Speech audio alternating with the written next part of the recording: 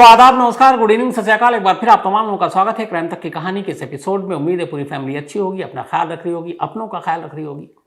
आज की कहानी सुनाऊं उससे पहले आपको दो चीजें बताऊं। एक, अब तक लगातार जो सिद्धू मूसेवाले की मौत से जुड़े जितने भी पहलू थे उसकी कहानी आपके सामने रखी, जो कुछ चल रहा था। मैंने कई बार कहानी में आपको जिक्र भी किया था कि तिहाड़ जेल में लगातार बातचीत होती है, मोबाइल वहाँ पे मुहैया है, और सिद्धू मूसेवाला के कत्ल की पूरी साजिश तिहाड़ के अंदर रची गई, क्योंकि साजिश का मास्टरमाइंड लॉरेंस बिश्नोई उसी तिहाड़ के अंदर था। तो जितने हम लोगों के सोर्सेस थे उसके जरिए सारी खबरें तो आ चुकी थी।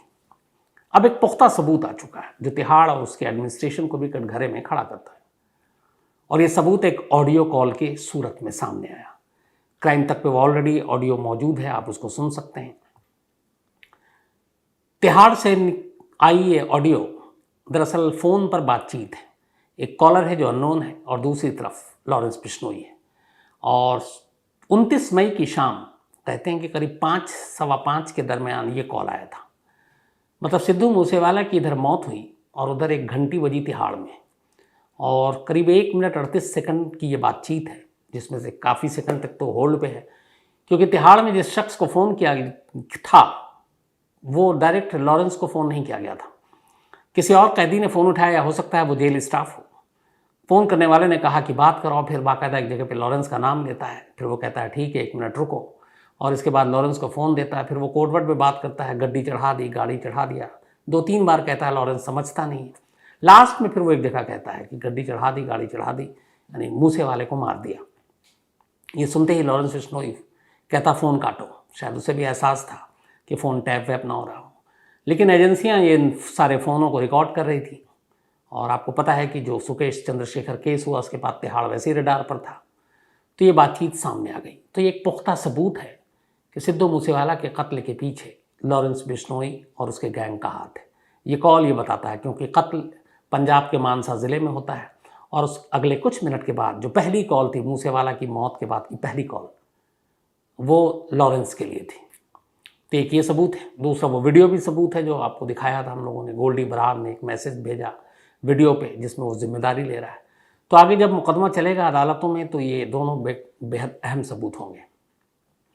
इसके अलावा जो पंजाब के AGTF यानी कि एंटी गैंगस्टर टास्क फोर्स के हेड हैं, चीफ हैं भान साहब, उन्होंने हमारे सहयोगी सत्येंद्र चौहान से आज बातचीत की चंडीगढ़ में। वो भी पूरा इंटरव्यू आप क्राइम तक पर देख सकते हैं, जिसमें उन्होंने पूरे ऑपरेशन के बारे में बताया। हालांकि बहुत सारी चीज़ें उन्होंने ऑपरेशन के नाम पर छुपा भी नहीं कहा साफ साफ, लेकिन फिर भी बताया कि वेडनेसडे जितनी ये इनकाउंटर हुआ उसी दिन मन्नू और रूपा अटारी के उस हवेली में पहुंचे थे।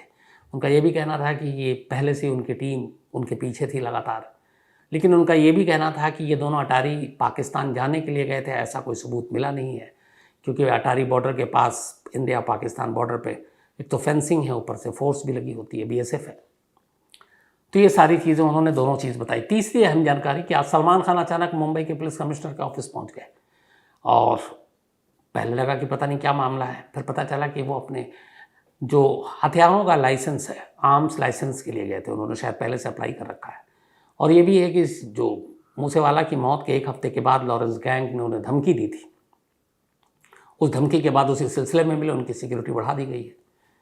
तो सलमान के पास आर्म्स का लाइसेंस है नहीं, और याद है आपको जब काला हिरन का मामला हुआ था उस वक्त भी उनका लाइसेंस जो है वो ख़त्म हो चुका था, और उसमें आर्म्स एक्ट भी लगा था।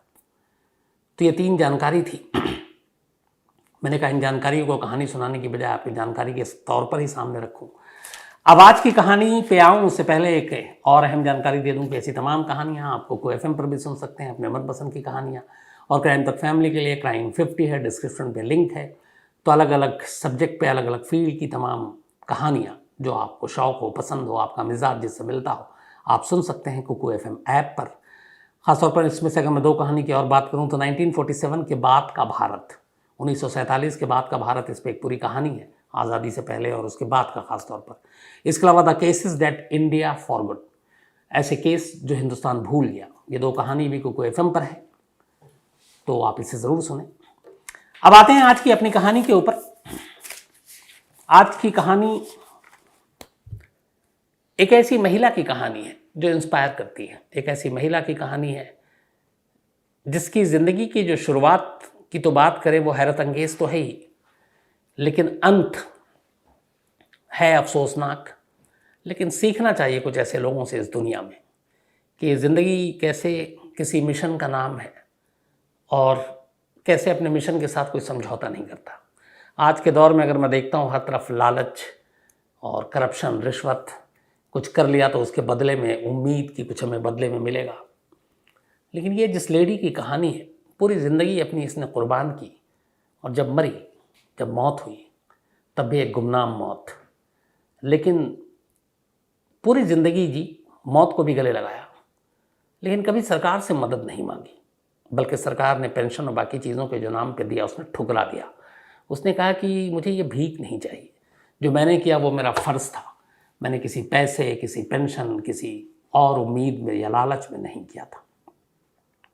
आज की कहानी हिंदुस्तान की, आज़ाद हिंदुस्तान की पहली महिला जासूस की कहानी है, पहली लेडी जासूस। इस लेडी जासूस का नाम था नीरा आर्य। नीरा आर्य को नीरा नागिनी के नाम पर भी जाना जाता है। बहुत कम लोगों को पता होगा कि ये पहली जासूस क्यों और कैसे। तो आज की कहानी देश की पहली लेडी जासूस की कहानी है, नीरा आर्य जी की कहानी है। नीरा आर्य का परिवार उत्तर प्रदेश में तब बागपत में रहा करता था। बागपत अब शायद हरियाणा का हिस्सा है, लेकिन उस वक्त ये संयुक्त स्टेट हुआ करता था। मैं बात कर रहा हूँ 1900 की। 1902 में 5 मार्च को नीरा आर्य का जन्म उत्तर प्रदेश के बागपत इलाके में होता है, एक रईस परिवार में होता है। इनके पिता सेठ छज्जूमल उनका नाम था। उस जमाने में सेठ और ये सब नाम रखने का बड़ा चलन हुआ करता था। जो अमीर लोग होते थे, कारोबारी खासतौर पर होते थे, तो कारोबारियों को, बिजनेसमैन को सेठ कहकर ही पुकारा करते थे हिंदुस्तानी अपने। तो सेठ छज्जूमल के परिवार में एक बेटी का जन्म हुआ। नाम घर वालों ने बड़े प्यार से नीरा आर्य रखा। सेठ छज्जूमल का कारोबार पूरे देश में हर तरफ था। उनका एक बेटा भी था। तो ज़्यादातर जो उनका कारोबार था उस वक्त, वो कोलकाता में था, तब के कलकत्ता में। कलकत्ता में अच्छा खासा कारोबार फैला हुआ था। तो सेठ छज्जूमल का ज़्यादातर वक्त देश के अलग अलग हिस्सों में तो बीतता, लेकिन कलकत्ता में ज़्यादा बीतता। अब चूंकि वो कारोबारी थे और 1902 की बात है, तो उनकी मजबूरी थी बहुत सारी चीज़ें जो थी वो अंग्रेज़ों की माननी, क्योंकि अंग्रेज़ों का राज था, आप उसके खिलाफ जा नहीं सकते थे। तो एक अजीब करिश्मा देखें आप कि एक पिता जो बहुत बड़े कारोबारी सेठ, अंग्रेज़ों की हुकूमत, बहुत बार अंग्रेज़ों की बातें मानी, और उनके घर में 2 ऐसे औलाद पैदा होती है जो पैदा होने के बाद से ये था कि ये देश मेरा है, इस देश पे हमारा हक है, विदेशी हमारे ऊपर कैसे हुकूमत कर सकते हैं, कैसे राज कर सकते हैं। और उनमें से एक नीरा आर्य थी जो बचपन से उसके अंदर था। फिर वो कलकत्ता पहुंची। पिता चूँकि ज़्यादातर वहाँ रहते थे, तो उन्होंने वहीं उसका स्कूल में दाखिला करा दिया। नीरा ने वहीं पढ़ाई की। कलकत्ता जाने के बाद उसने एक नाम सुना, सुभाष चंद्र बोस, नेताजी।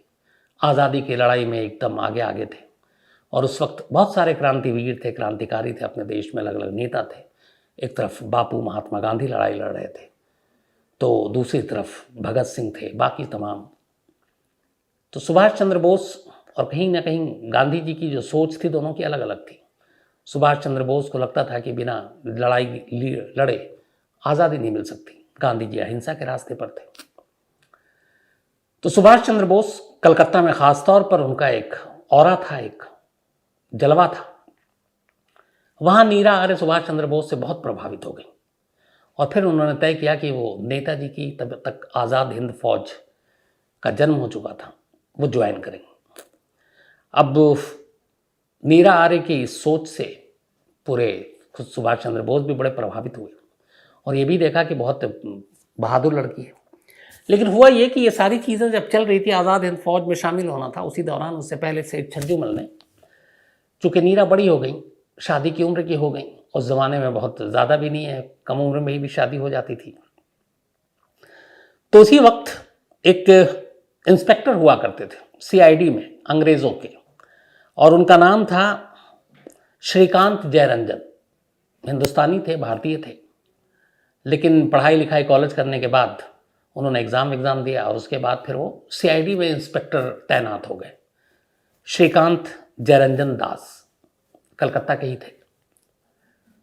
तो अब अंग्रेज़ हुकूमत में एक अंग्रेज़ पुलिस इंस्पेक्टर, वो भी सीआईडी में, और सीआईडी का काम ये कि जो क्रांति, खासतौर पर उस वक्त सबसे ज़्यादा काम किया था क्राइम, लॉ एंड ऑर्डर, ये तो सब बाकी चीज़ें थी, क्रांति की मशाल जल रही थी और क्रांतिकारियों के बारे में खबरें इकट्ठी करनी थी, यही काम सीआईडी को सौंपा गया था। और जितने हिंदुस्तानियों की भर्ती की गई थी यही सोचकर कि इनकी अपनी बिरादरी में अच्छी खासी घुसपैठ है तो ये सही खबर निकाल कर लाएंगे। तो इसी सोच के साथ श्रीकांत जयरंजन दास को सीआईडी में इंस्पेक्टर के पोस्ट पर भर्ती किया गया। कलकत्ता में सेठ छज्जूमल दास और जो जयरंजन दास, इनका परिवार बहुत मिलता जुलता था। फिर ये हुआ कि ये नीरा के लिए सही बंदा है, तो नीरा और जयरंजन दास की शादी कर दी गई। अब एक अंग्रेज़ का पुलिस इंस्पेक्टर और एक ऐसी लड़की जो देश की आज़ादी का बिगुल बजाना चाहती है, जो नेताजी सुभाष चंद्र बोस के आज़ाद हिंद फौज में शामिल होना चाहती है, जो देश को आज़ाद कराना चाहती है, दोनों अलग अलग दिशाओं में। खैर, शादी हो गई। शादी के बाद कहते हैं कि कहीं ना कहीं कुछ ऐसी चीज़ें हुई जिससे नीरा आर्य के हस्बैंड श्रीकांत जयरंजन दास को ये शक हुआ कि उनकी पत्नी का क्रांतिकारियों के साथ संबंध है। और आमतौर पर उस दौर में बहुत सारी ऐसी कहानियां हैं जब कई कई घरों में ऐसा होता था, तो उन्हें शक था।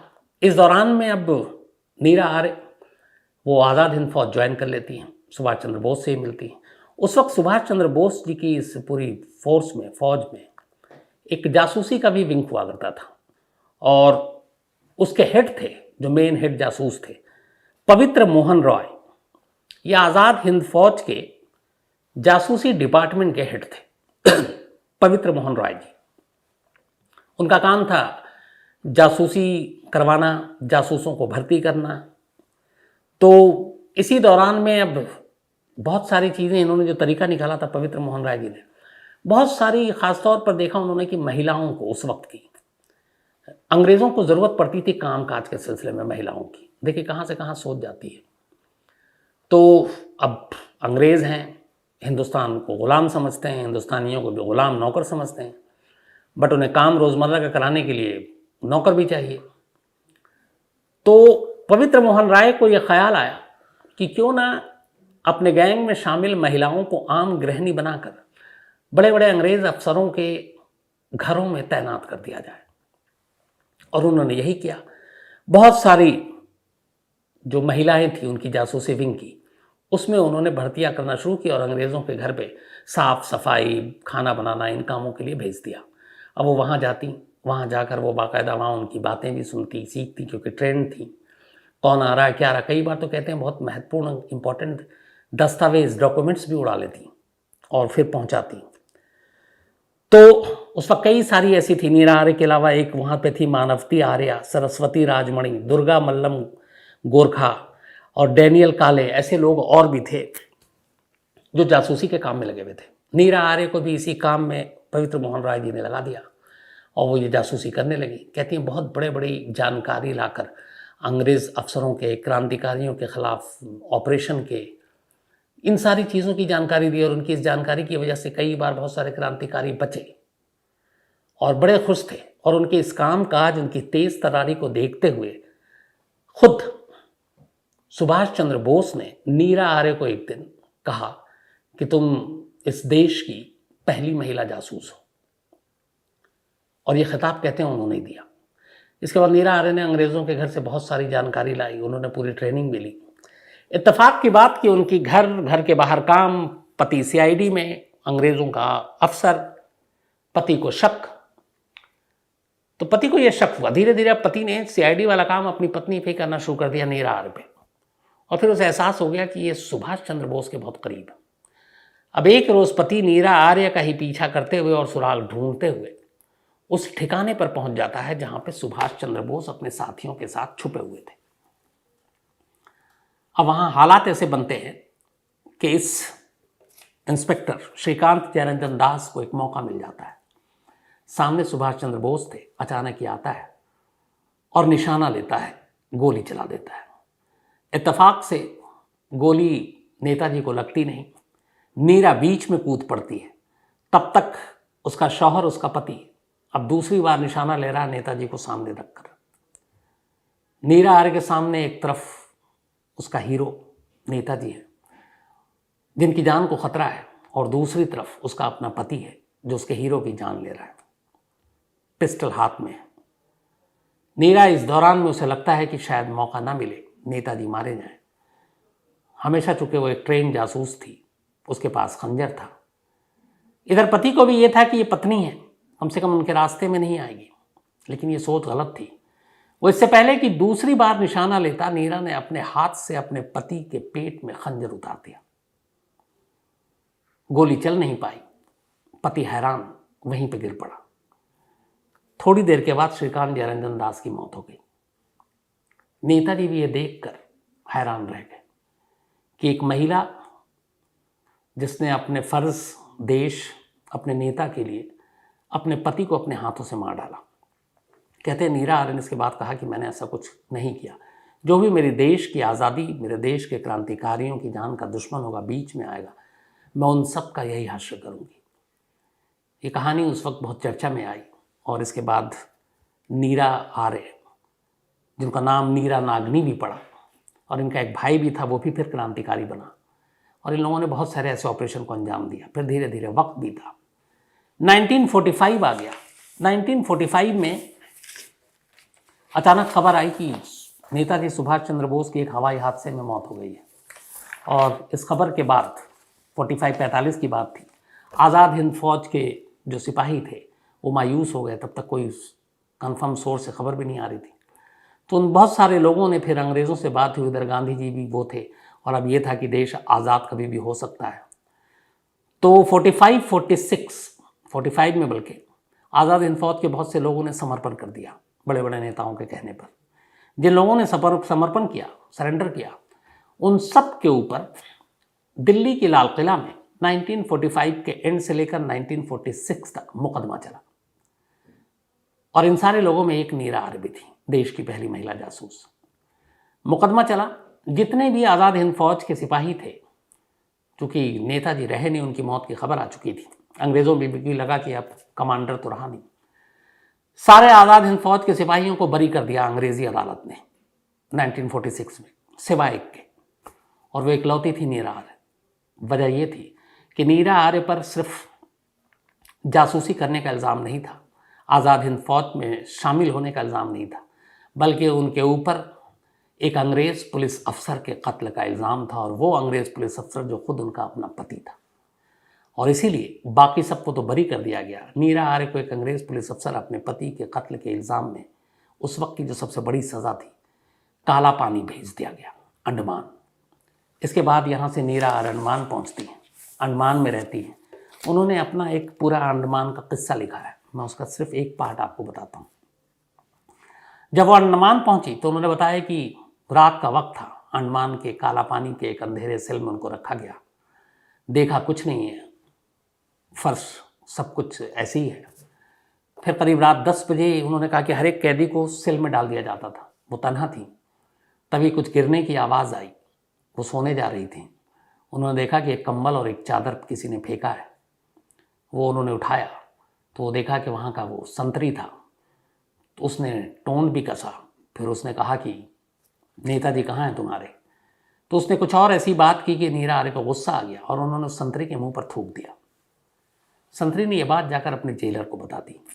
सुबह सुबह जेलर ने बुलाया नीरा आर्य को और उसके बाद पूछता है, उन्हीं की कहानी लिखी हुई है कि तुमने ऐसा किया, शुक्र मनाओ कि बहुत सारे कानून है, वरना मैं तुमको क्या सज़ा देता। फिर पूछा कि अच्छा बताओ नेताजी कहाँ हैं। तो नीरा आर्य ने कहा कि आप सब जानते हैं नेताजी की हवाई हादसे में मौत हो गई। बोले नहीं। वो जेलर बोलता है कि तुम्हें पता है। तो जब वो बहुत बार बोलने लगा तो नीरा आर्य ने कहा कि हाँ, नेताजी जिंदा है, हमारे दिलों में जिंदा है, मेरे खुद दिल में जिंदा है। जब उन्होंने ये कहा तो उस जेलर को बहुत गुस्सा आया। उसने कहा ठीक है, हम तुम्हारा दिल चीर कर निकाल कर देखेंगे कि नेताजी कहाँ पे हैं, उनका पता क्या है। उसके बाद वो एक संतरी को बुलाते हैं, लोहार टाइप, और कहते हैं कि सिर्फ ये कहने के लिए कि मेरे दिल में नेताजी और जिंदा है। और उस जेलर ने कहा था कि तुम्हारे दिल से मैं निकाल लूँगा नेताजी का पता। उनका एक ब्रेस्ट काट दिया और बड़ी तकलीफ सही उन्होंने। फिर धीरे धीरे वक्त बीता, उसी अंडमान में थी। फिर देश आज़ाद हो गया। आज़ाद होने के बाद तमाम क्रांतिकारियों को रिहाई मिल गई। इन्हें भी रिहाई मिल गई। फिर नीरा आर्य वहाँ से निकलती हैं। बहुत सारे क्रांतिकारी नेता सब ने अपनी अपनी ज़िंदगी जी, बहुत सारे सरकार में शामिल हुए, बहुत सारी बाकी चीज़ें हुई। नीरा आर्य ने कहा कि नहीं, मैंने जो भी किया, चाहे वो नेताजी के साथ जासूसी या मेरे साथ जेल में हुआ, ये मैंने किसी पे एहसान करने के लिए नहीं किया था, ये मैंने अपने देश की खातिर किया। इसके बाद नीरा आर्य एक गुमनाम ज़िंदगी जीने के लिए चली गई। वो पहुंच गई हैदराबाद और हैदराबाद में ही रहीं। और हैदराबाद में जाने के बाद वहाँ आखिरी के दिनों में वो फूल बेचती थी और फूल बेचकर अपना गुजारा करती थी। और वहीं हैदराबाद में बरसों रही। हैदराबाद में रहने के दौरान एक कच्ची कॉलोनी जिसे कहते हैं, उसमें एक इन्होंने छोटा सा एक कमरा बनाया, घर बनाया और उसी में रहती थी। कमाल देखिए कि बहुत बाद में आने वाली सरकारें, लोग भूल चुके थे हम आज़ादी की दास्तानों को, आज़ादी के हीरो को। जिस जगह पे नीरा आर्य रहती थी, सरकार ने कहा कि ये इलाका अवैध है। उस कॉलोनी को तोड़ दिया गया और उस कॉलोनी को तोड़ने के साथ उसे एक छोटी सी कुटिया, छोटा सा एक झोपड़ टाइप का है, उसे भी तोड़ दिया गया, जिसमें नीरा आर्य रहा करती थी। आखिरी वक्त में फूल बेचती थी। इसके बाद 1998 में हैदराबाद में 1998 में, उस वक्त तक ऐसा भी नहीं है कि लोगों को मालूम नहीं था कि नीरा आर्य कौन है। सब जानते थे कि ये देश की पहली महिला जासूस हैं, नेताजी की बड़ी करीबी रही हैं। अपने पति पुलिस इंस्पेक्टर को इन्होंने मारा देश की खातिर। तो बहुत सारी महिलाएं जो उनका किस्सा वहाँ जानती थी, वो भी कुछ ना कुछ तो दोस्त बनाएंगी जिससे बातें करें अपना ज़िंदगी, क्योंकि अकेले कब तक काटेंगी। तो उन्हें पेदम्मा कहकर पुकारा करती थी, पेदम्मा। 26 जुलाई 1998, 26 जुलाई 1998 को हैदराबाद में एक अस्पताल है, बहुत ही मशहूर उस्मानिया अस्पताल। इसी अस्पताल में नीरा आर्य की मौत हो जाती है, करीब 96 साल की उम्र में। 96 ईयर ओल्ड थी तब वो। आखिरी वक्त में घर भी तोड़ दिया सरकार ने। उन्होंने पूरी ज़िंदगी कोई पेंशन नहीं लिया, कोई सरकार से मदद नहीं ली, कोई पैसे नहीं लिए, क्योंकि उनके दिमाग और दिल में एक ही चीज़ थी कि जो मैंने किया, मैंने सिर्फ अपने देश के लिए किया, मैं किसी लालच के लिए नहीं किया। खुद कमाया, खुद खाया, फूल बेचा, खुशबुएं बिखेरी। और 26 जुलाई 1998, और ये इत्तेफाक से देखिए आज जुलाई का ही महीना है आज, लेकिन 22 जुलाई है, 4 दिन बाद 26 जुलाई 1998 को नीरा आर्य की मौत हो गई उस्मानिया अस्पताल में। एक डॉक्टर से, वहाँ के एक लोकल जर्नलिस्ट को पता चला कि नीरा आर्य की अस्पताल में मौत हो गई। उस जर्नलिस्ट ने कई बार नीरा आर्य के ऊपर कई कॉलम लिखे थे, उनकी कहानियाँ लिखी थी। तो अच्छा, उनकी अपनी किताब भी आई थी, जो मतलब किताब क्या, जो उन्होंने अपनी सारी अंडमान और इसके किस्से सुनाए थे। तो उस जर्नलिस्ट को जब पता चला तो उसने अपने कुछ दोस्तों को बुलाया जो इसी पत्रकार के पेशे के फील्ड के थे। फिर कई जर्नलिस्ट इकट्ठा हुए, वो उस्मानिया अस्पताल गए। चूँकि नीरा आर्य का कोई नहीं था। अस्पताल जाने के बाद उन्होंने वहाँ से वो बॉडी ली और इस जर्नलिस्ट और उसके बाकी साथी जर्नलिस्ट ने देश की पहली महिला जासूस का अंतिम संस्कार किया, खुद से, अपने पैसों से। तब भी सरकार की तरफ से कोई मदद नहीं ली गई। ये थी कहानी देश की पहली महिला जासूस की। मैंने शुरू में कहा था, शुरुआत और उसका अंत। ऐसे लोग विरले पैदा होते हैं, ऐसे लोग वाकई जो होते हैं जिनसे सीखने को मिलता है। वरना आज के ज़माने में फिर वही कहूँगा कि हम छोटा सा भी काम करते हैं तो एक उम्मीद, एक लालच में करते हैं कि इसका कोई सिला मिल जाए, इसका कोई बदला मिल जाए। इवन आप छोड़िए, हम नेकी पुण्य का काम भी करते हैं तो ये सोच कर करते हैं कि ऊपर वाला खुश होगा, इसका अजर देगा, इसके बदला क्यों देगा। मतलब बिना रिटर्न का सोचे हुए हम लोग शायद कुछ करते ही नहीं। और एक नीरा आर्य जैसी महिला है जो चाहती तो क्या कुछ नहीं कर सकती थी आज़ादी के बाद। ऐसे ही लोग अगर लेकिन वो करती तो शायद आज मैं ये कहानी भी आपको ना सुना रहा होता, क्योंकि कहानियाँ हमेशा ऐसे ही जो इतिहास में अपनी जगह बना जाए, इन लोगों की होनी चाहिए। तो आज कहानी में इतना ही, लेकिन ख़त्म करूँ उससे पहले वही अपना सिलसिला। एक दुबई में हमारी शबाना जी एक रहती हैं और इन्होंने भेजा भी था, 2 दिन से मैं भूल रहा था, तो माफ़ी के साथ शबाना जी आपका बर्थडे भूल गया, पर बिलेटेड हैप्पी बर्थडे। और इनकी बिटिया है सिमरा, तो सिमरा ने भेजा है। तो देर से विश कर रहा हूँ, लेकिन हैप्पी बर्थडे शबाना जी, और आप हमेशा अच्छी रहें, खुश रहें, आपका पूरा परिवार सलामत रहे, अच्छा रहे। डॉक्टर श्रवण कुमार धनबाद से हैं, हैप्पी बर्थडे डॉक्टर साहब, और आप हमेशा अच्छे रहें, आपके चाहने वाले इसी तरह रहें। और अभिषेक नेहा उन्होंने भेजा है। अर्चित वर्मा बेंगलोर से, इनका भी आज जन्मदिन है, हैप्पी बर्थडे अर्चित। इसके अलावा अपूर्वा श्रीवास्तव, बहुत लगातार ये क्राइम तक फैमिली मेम्बर हैं, मेल भेजते रहते हैं, तो हैप्पी बर्थडे अपूर्वा, आज आपका खास दिन है तो एंजॉय। इसके अलावा हरप्रीत कुट्टू जी नमस्कार, आपका भी आज जन्मदिन, तो आपको बहुत बहुत बधाई। माधुरी देशमुख और जैस्मीन फैटिंग दोनों बहनें हैं, दोनों का आज जन्मदिन है, तो आप दोनों को बहुत बहुत बधाई, हैप्पी बर्थडे। और गोलू नारदंगे ने भेजा है। इसके अलावा आदित्य का भी आज जन्मदिन है, तो हैप्पी बर्थडे आदित्य। अलकित गुप्ता ने भेजा, अलकित गुप्ता। इसके अलावा आयांश भारती, इनका भी आज जन्मदिन है, हैप्पी बर्थडे आयांश। और ये वंदना भारती, रवि, सोनी, आयान और रोशन सिंह, इन्होंने भेजा है। साथ ही रंजना भारती, इनका भी आज जन्मदिन है, तो हैप्पी बर्थडे रंजना जी। और राजेंद्र कुमार गौतम साहब ने भेजा है। इसके अलावा गरिमा और वंडू भी हैं। रेखा, आज इनका भी जन्मदिन है, तो हैप्पी बर्थडे रेखा जी। और मुकेश कुमार हैं, उनकी पत्नी हैं ये, राजकोट से। और अभिनव ने भी भेजा है, पर इनका जन्मदिन 21 को था, तो बिलेटेड हैप्पी बर्थडे। इसके अलावा मनमय भाटी, इनका भी 21 तारीख को था, मैं भूल गया था, तो बिलेटेड हैप्पी बर्थडे मनमय। साथ ही युवराज भदौरिया, इनका भी आज जन्मदिन है, तो हैप्पी बर्थडे युवराज भदौरिया साहब। साथ ही याशिका सोई, इनका भी आज जन्मदिन है, हैप्पी बर्थडे याशिका। और मनोज, मोनिका, निखिल सोई, इन सभी ने भेजा है लुधियाना से, तो आप तमाम लोगों को हैप्पी बर्थडे। इसके अलावा पारस गुप्ता साहब ने भेजा, अच्छा पारस गुप्ता ने भेजा तो याद आ गया, एक तो आज उन तमाम लोगों को बहुत बहुत बधाई दिल से। आज 10th और 12th CBSE का रिजल्ट आया है। मुझे मालूम है रिजल्ट का दिन कैसा होता है, क्योंकि हमने बचपन से वो सारी चीज़ें देखी हैं। दिल की धड़कनें बड़ी बेशुमार बढ़ी रहती हैं। बल्कि मैं तो दुआ करता था कि जिस दिन रिजल्ट आए तो उस दिन अब भी जो है वो घर में ना हो, कहीं बाहर टूर वूर पे चले जाए, बच जाएंगे पिटने से। तो लेकिन आज के बच्चे सब मार्क्स तो यूँ मतलब इनके आते हैं, इतना पढ़ते हैं, टैलेंटेड हैं। शायद हमारे ज़माने में पढ़ाई पे इतना ध्यान हम लोग नहीं देते थे। तो उन तमाम लोगों को बहुत बहुत बधाई जो अच्छे अच्छे नंबर लेकर पास हुए हैं, लेकिन उन तमाम लोगों को भी बधाई और निराश ना हो जिनके अच्छे नंबर नहीं आए, क्योंकि मेरा बचपन से एक मानना तो है और उस पर यकीन करता हूँ कि नंबर सिर्फ एक फिगर है, या आपकी कामयाबी या नाकामी का पैमाना कभी नहीं हो सकता। मैं ऐसे बहुत सारे लोगों को जानता हूँ जिनके नंबर बहुत कम थे और बहुत आगे तक गए।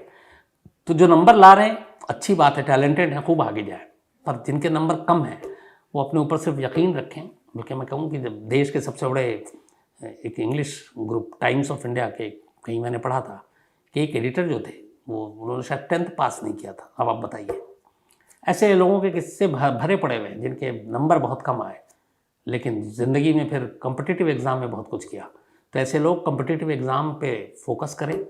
और वहाँ एक अच्छी चीज़ है, जैसे आजकल इस साल से एक नया शुरू हुआ है कि आपके नंबर कितने भी हों, बट कॉलेज यूनिवर्सिटी में एडमिशन के लिए एक सेंट्रल एग्ज़ाम होगा, तो उसमें 100% वाला भी बैठेगा और 50 वाला भी बैठेगा, और हो सकता है 50 वाला क्वालिफाई कर जाए, हो सकता है 100 वाला ना कर पाए। तो इसलिए इन चीज़ों को भी ध्यान रखें। और तमाम लोगों को बहुत बहुत बधाई, सारे टॉपर्स को बधाई, जिनके कम नंबर है उनको ही बधाई, और बस जद्दोजहद जारी रहनी चाहिए। तो उसी में पारस गुप्ता हैं, बहुत बहुत बधाई पारस। मनीष राठौर एक स्टोरी की फरमाइश की, अजय शर्मा है, इसके अलावा चंद्रभान मौर्य जी हैं, और नरेश चौहान एक स्टोरी की फरमाइश की, रचना जोशी जी हैं। पबजी गेम के बहुत सारे लोगों ने स्टेटस पूछा, अपडेट अभी कुछ है नहीं, लेकिन कल एक बार जानकारी लेकर मैं आप तक ज़रूर पहुंचाऊंगा। इसके अलावा मोहम्मद शाहनवाज हैं, विक्की पाजी के साथ कहते हैं आप जल्दी आइए, मैं जल्दी आऊँगा। इसके अलावा आशय सी अम्बाटकर है, एक स्टोरी की फरमाइश की है। पृथ्वीराज सिंह परमार हैं, एक स्टोरी की फरमाइश की। रवि कुमार हैं, वर्तिका हैं, और इन्होंने एक बड़ी अच्छी बात की है जानवरों को लेकर। जैसे भी एक जो लखनऊ में हुआ था कि कैसे एक जानवर, एक पिटबुल ने मार डाला तो हम सारे जानवरों के पीछे हो जाते हैं, ऐसा नहीं होना चाहिए। जानवरों को लेकर हमें जागरूक रहना चाहिए। जानवर बेजुबान होते हैं, उन पर हमें जुल्म नहीं ढाना चाहिए, और जब जब मौका मिले हमें तब उनका ख्याल रखना चाहिए। और जानवरों को लेकर अगर कोई एक दो ऐसा इंसिडेंट होता है तो उसी को हम एक तरफा मान लें, वो गलत है। मैं आपकी राय से पूरी तरह वर्तिका सहमत हूँ।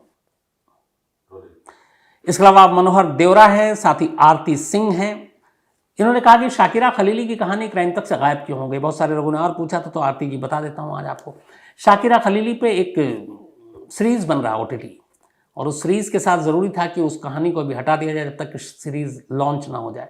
तो अगले 1-2 महीने के बाद शायद लॉन्च हो जाएगा, उसके बाद आप उसे देखेंगी। और वो जब सीरीज़ लॉन्च होगा तो मैं आप लोगों को ज़रूर बताऊँगा, क्योंकि उससे मैं भी जुड़ा हूँ, तो पूरी जानकारी तब दूंगा। इसके अलावा राजी नैयर हैं, और आयशा केस के बारे में उन्होंने कहा कि क्या अपडेट है। तो आयशा केस की अपडेट बहुत पहले मैंने कहानी भी सुना दी थी। जो आरिफ था, आयशा का शौहर, उसको अदालत ने 10 साल कैद की सज़ा सुना दी और वह वक्त जेल में है। इसके अलावा याम शोना है, एक स्टोरी की फरमाइश की कुवैत से, तो मैं जल्द सुनाऊंगा। आज कहानी में इतना ही है। आपसे मुलाकात होगी कल रात 9 बजे किसी नई कहानी के साथ। तब तक अपना ख्याल रखिएगा। Thank you very much.